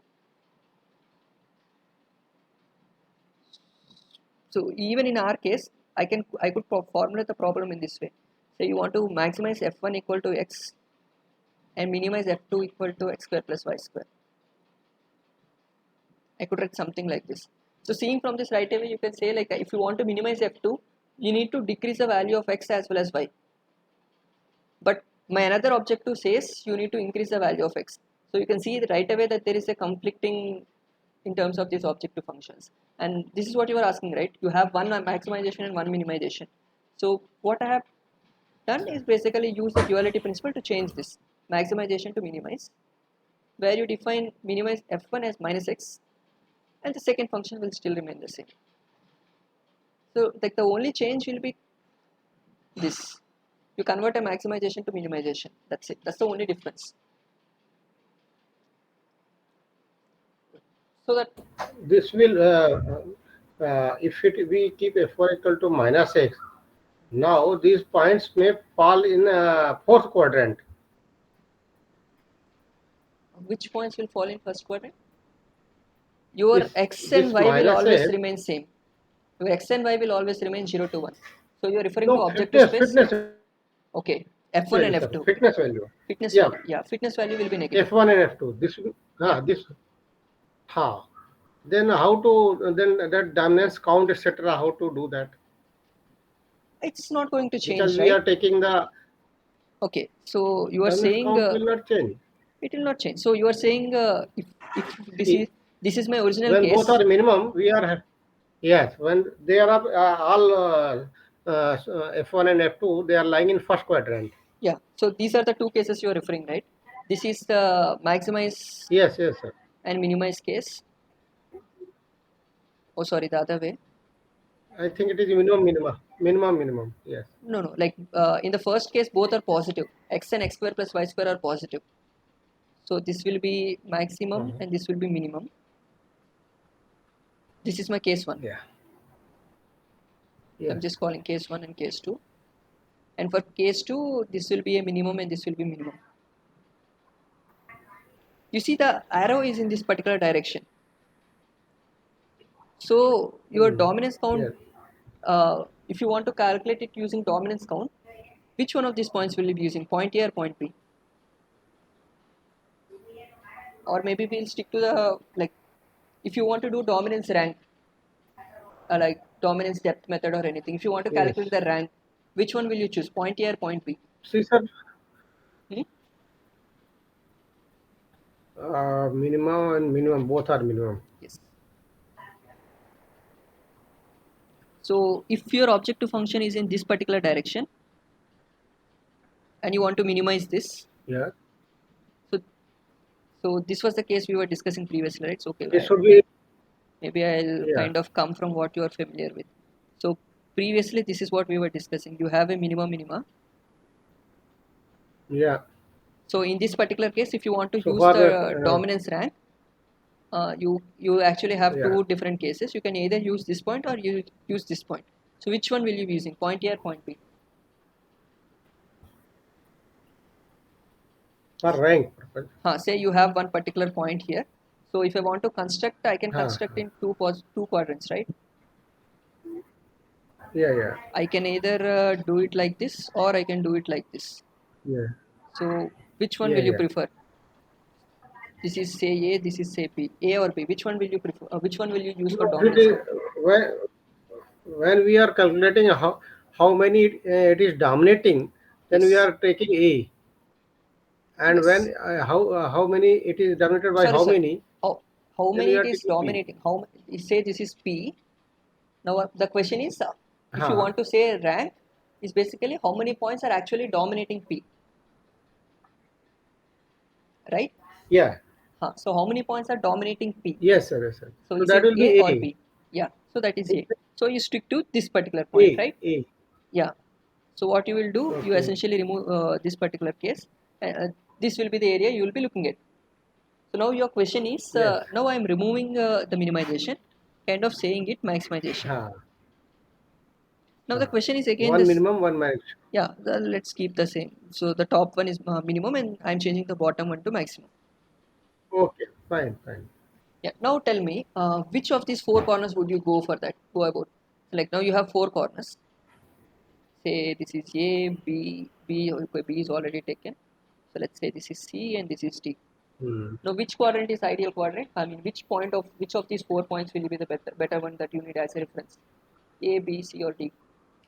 Max Sorry. and minimum.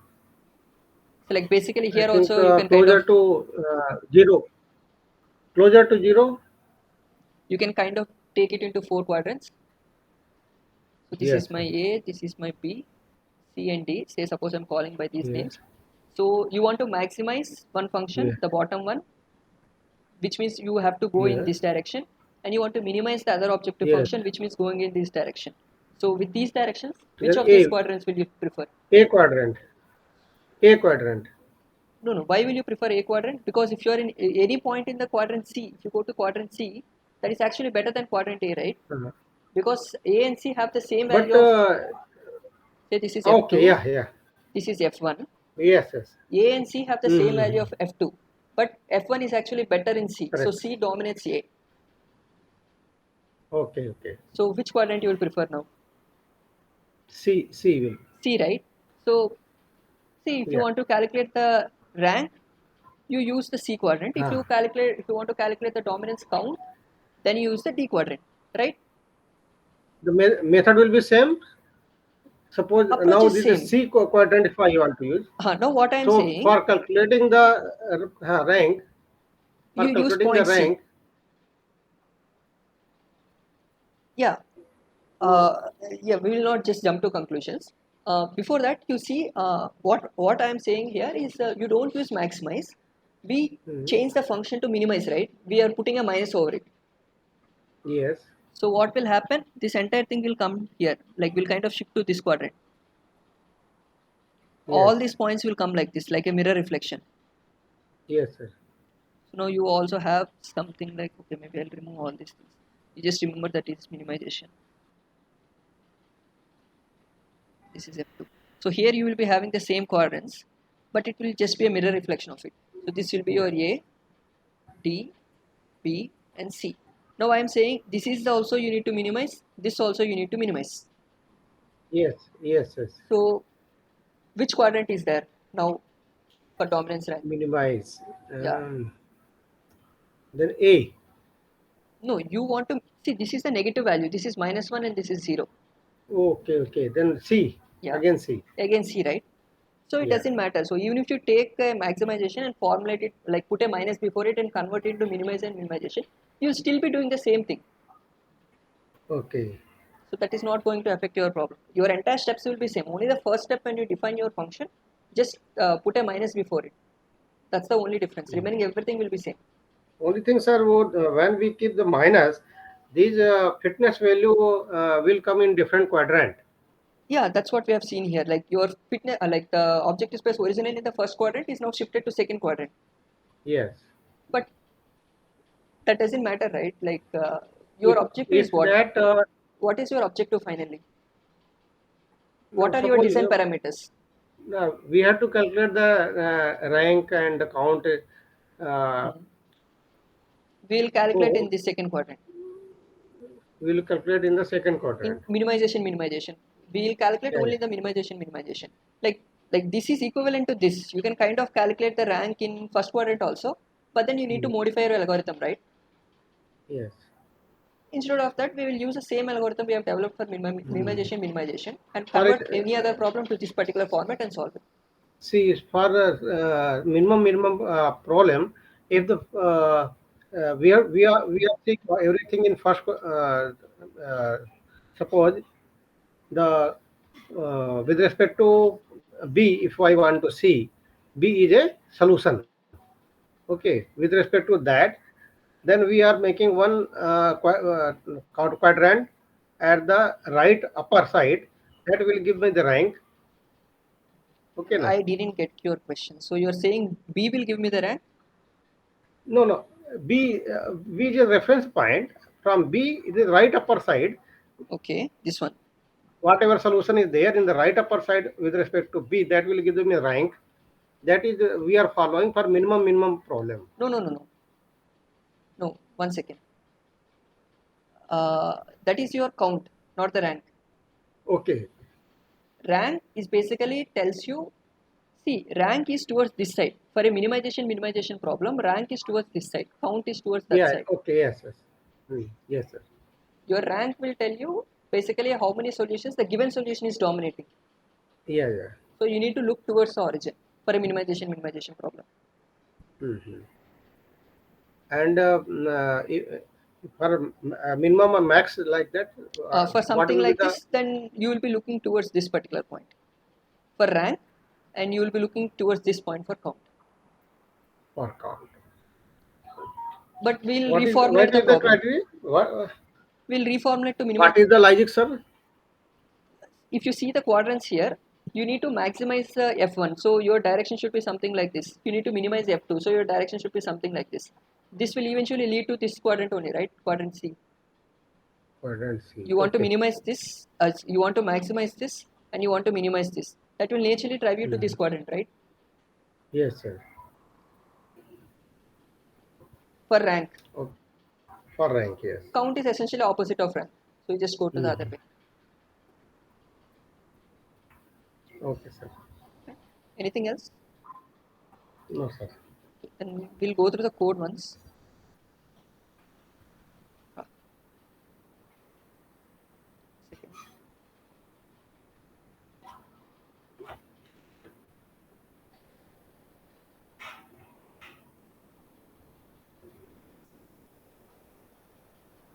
So this also follows the same generalized algorithm. So if you see, first step is essentially to determine the inputs. N capital N is your population size, NA is your archive size, T is your total number, capital T is your total number of generation, and the little t will give you a generation counter.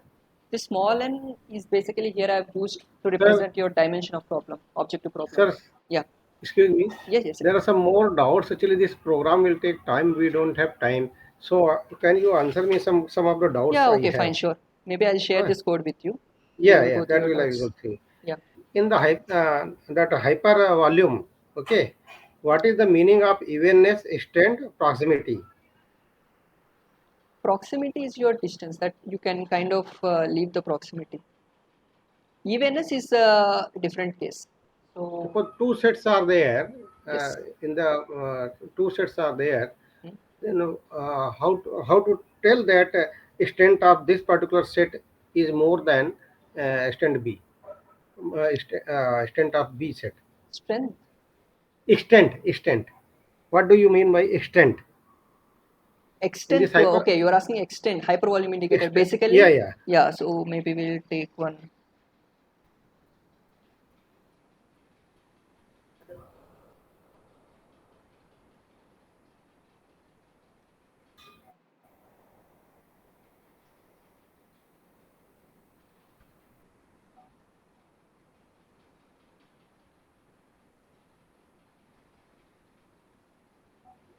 So these are from your solution 1. Yes. This is not visible.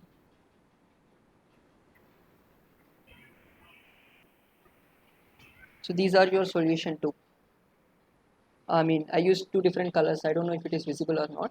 So you have two different algorithms and you kind of end up with the two different solutions. Yes. So basically what is meant by evenness is this distribution. Like if you see the density estimate, the truncation operator in SPA2, the aim of the truncation operator, when you are doing truncation, you told like you essentially have to delete the ones which are having higher values of DI, right? Yes. So that is the same idea here. You need to have solutions that are wider apart and they span the entire Pareto front. So when you calculate the hypervolume value for it, there were ones which are having very far apart solutions, something like this versus something like this. So this particular color will give you greater extent. Green green color will have more extent. Yeah, Okay. It means in X and Y direction it needs to be spread they more. are they will spread more. Yeah, you will direct. So if they Okay. spread more, you can see here even from this figure, right? So if these points are Yeah. spread more, your entire volume will also increase, right? Yes. Yes. So your value of hypervolume will also increase. So that means your whichever algorithm gave you that solution is better. And what is the meaning of evenness? Evenness. Maybe I have to take another example. Suppose two solutions are there, two methods. So, Hmm. yeah, here itself, what is the meaning of evenness? Green is even or blue is even? No, here in this case both are even. By evenness, Both I are mean even. something like see. I'll give you one example. Maybe you can see set of solutions like this. This is one set of solutions. Yes. Okay, I cannot draw this properly. Just assume they are on the Pareto front. Now, Hmm. now I have a second set of solutions. This is not visible.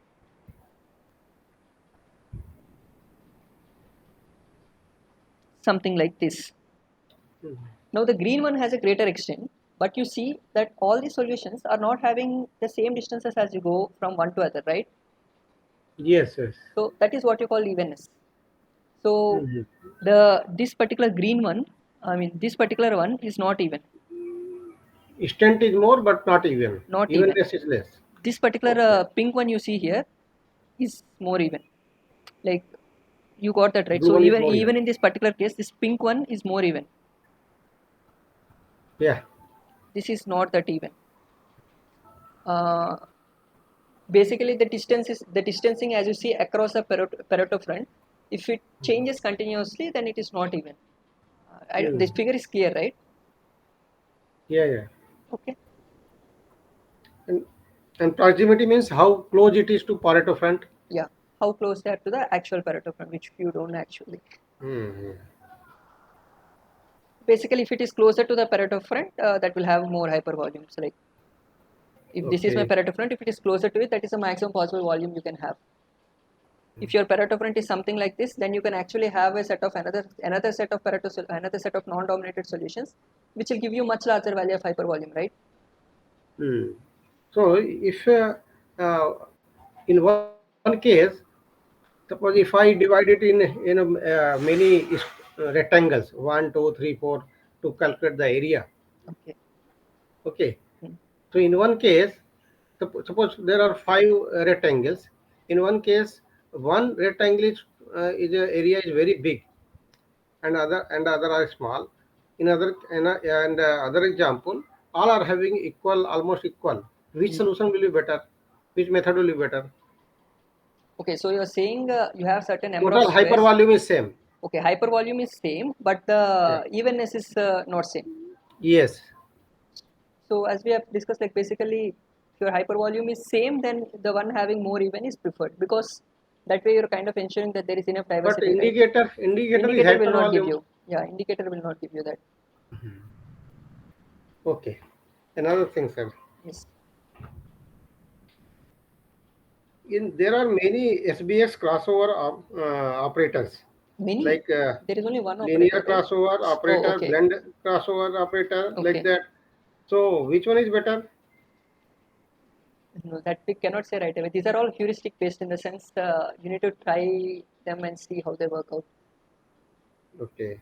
Like you need to select one operator, try them, and see how the fitness varies over generations, and from there you need to kind of infer whether it is actually helping or not. Okay.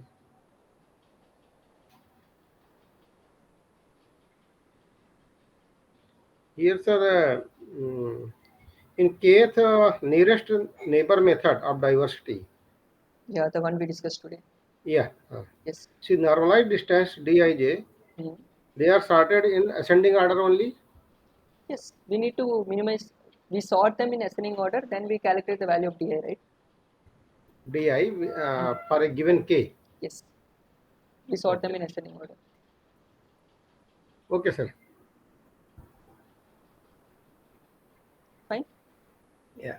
Now, see, we have seen only x1, x2, two variables. Yes. Now the variable is was five. Okay, you have five variables, not five Well, objective functions. objective function may be two, three. Variables are large. Variables are large. Okay. Uh, instead of x1, x2 alone, I am having x1, 2, and so on up to x5. And x5. Okay. Okay. Okay. Then how to solve this thing? How do you think? How to get this uh, mm, rank and count. How do you think it is going to differ? If you were to see in the algorithm way, or maybe Now I'll. it has become multidimensional. Na? Two Yeah. dimensional I can Yeah. Yeah. plot, Yeah. I can visualize Yeah. in Exactly. XY plane. That's why But I wanted to show this algorithm to you for that particular purpose. okay, okay. How do you do it for a general case? Like you won't be drawing it, right? No, no, I cannot draw. That's why. So the algorithm is this, but you can see the screen, right? So how do you assign the fitness values? Fitness Fitness is simple, simple. yeah. But how do Value you? of f, Huh? value of function, na? Objective function. Yeah. How would you get rank based on fitness? You are Yeah. assigning rank based on what? Objective space or search space? Objective space.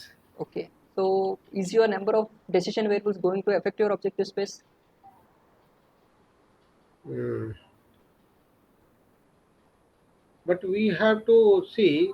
The Uh, problem which you mentioned will essentially come for multi of several objective functions, right? You yes, yes, essentially will be having like 10 or 15 objective functions. yes, yes, That is where the problem comes. yes, sir. And then you also have multi-dimensional problems. Sir, this program is a general means n number of design variables Yeah, you can can actually be. change. That is the small value of n over here. I've kept only two for this particular example, but Yeah, if you yeah. have more, you can kind of increase it here. Okay, sir. But the idea will be same. The problem you are saying will come only for several objective functions. Yeah, in practical things, this is the case. Uh, More than two. that yeah, that is always there. Mhm. Anything else Yeah, sir. Okay, sir. here? Yeah. Then maybe I'll show you. This is always confusing. That minimum maximum. What should be the? No, no, you change your problem always to minimization, minimization. Or make Uh, all the objective functions to minimization, minimization. That's it. okay, okay, okay, If sir. your problem is maximization, put a minus before it, it will become Minus four. minimization, and then you just solve Hmm. it. Okay, sir. All these algorithms are for minimization, minimization. We have not written an algorithm for maximization or any other approach. Only minimization, minimization we have written. So the first step you have to change. Okay, sir. There are two or three things that maybe I'll not go through the entire code. There is some 5 minutes left, so maybe I'll show you some. We were discussing. I think last week you asked about the complexity, right? Yeah.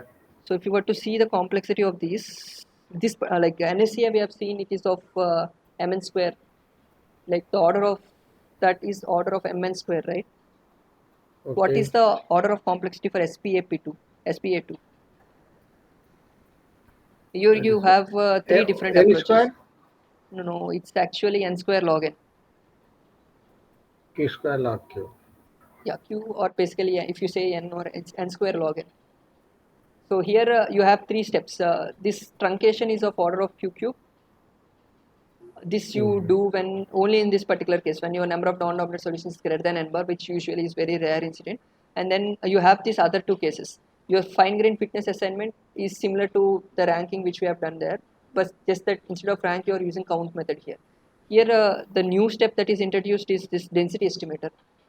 So in Hmm. density estimator we are actually doing one sorting step. You are sorting Yes. all your distances. Yes. So each sorting is of complexity n log n. So if you have n individuals, your complexity for Hmm. sorting is n log n. Like if you were to Okay. implement in MATLAB or something, it will most likely use some variant of MET-sort. So that will be of complexity n log Hmm. n. You are aware of MET-sort technique? No, no, sir.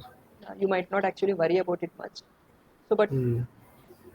just to give you information that MATLAB uses an algorithm which does the sorting based on the complexity of n log n. And now you Hmm. have n individuals to do this, right? Like for each individual you need to calculate di. So like one di it takes n log n, Hmm. and your I actually varies from 1 to n. Yeah. So this give you a overall complexity of n N square log n. square. So Hmm. that will be for your density estimator. Now when you see for the truncation is basically you calculate for each individual you remove that, calculate distances for all the thing. Again you remove for all of, do again for all of them. So that's how you do it. So that Yeah. will be like for measuring each of the distances it will be order of n square to populate that Hmm. entire matrix. And then this you are doing n times. So Yeah. that will be of order of n cube. Hmm. Fitness is simple. You just take one individual, compare with all the individuals.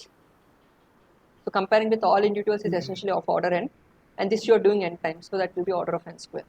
So overall complexity, overall, so what will be the overall complexity of SPA2? Overall will be the highest one, no? Yes. So which one is it? I think Q cube. Yes, that's it. That might be one. I don't know if they are. I don't think they have asked in assignment, but maybe that might be one question. What else you have after this? Yeah, I think that pretty much concludes our sessions. Mhm. All Sir, those 20 minutes ones. your email address is available Ah, my email address is not available as such, but you can see from the link of this itself, right? I mean, from the link. you were able to join this Google Meet, right? Yeah. You'll be able to see my mail address there itself. Okay. Okay. Even if not, you can reach out in the, like basically I will not be coordinating for the exam and other stuff. I'll be Mhm. only for conducting the live sessions. Okay, sir. So So if if when you have, I apply this thing, if I get your code, this MATLAB code, and use this for my practical application, if any doubt is there, I can ask you. yeah, okay, fine. So if you want that particular way, maybe we can connect off the session. Maybe we can, I'll That just should. conclude the session now. I'll stop the recording. Maybe Uh-huh. we'll have discussion after that. Yeah. Yeah. Okay. Thank you. Okay. Just give me 1 second. I'll just conclude the session. Yeah. All the best for your exams. I'll just stop the recording. Thank you.